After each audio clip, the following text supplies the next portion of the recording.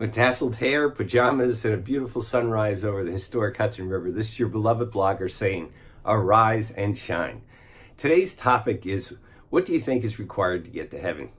You know, Denny Empey was a friend of mine who sat at church behind me a couple rows, and he was a quiet man. He didn't say a lot. We had a few conversations, but he really didn't talk a lot.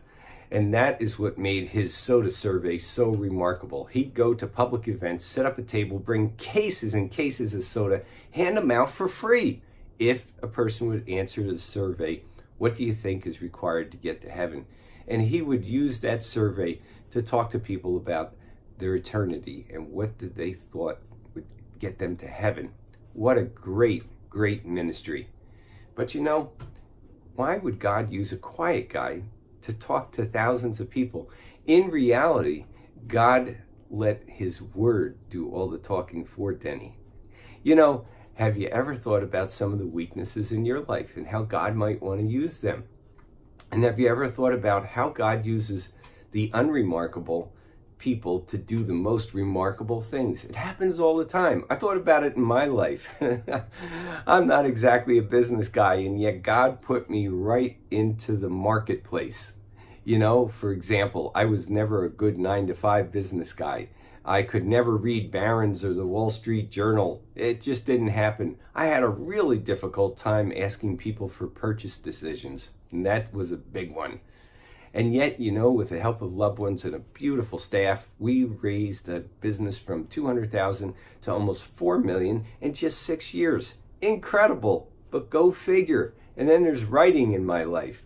You know, I didn't exactly flunk out of English, but I wouldn't say I was the greatest at the mechanics of English. And yet, I've written dozens of children's stories. I've written screenplays and a few novels. God's really used me in that area.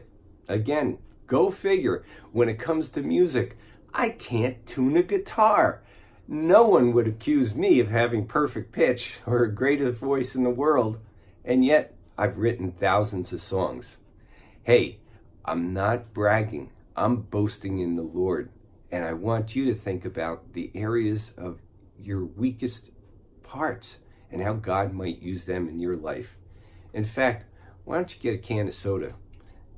Drink it up. Think about it while you're at it. And today's portal to heaven, you know, portals to heaven are clearest when we can't take credit for the great things in our life. And our scripture comes from Luke 12, where Jesus says what's impossible with man is possible with God. And from the great St. Paul the Apostle, my grace is sufficient for you, for my power is made perfect in weakness. Therefore, I will boast all the more gladly about my weaknesses, so that Christ's power may rest upon me. Yes, what's in your life that perhaps is weak, but God is going to show himself strong. And this is your beloved blogger with tasseled hair, pajamas, and a great sunrise over the historic Hudson River, saying, arise and shine.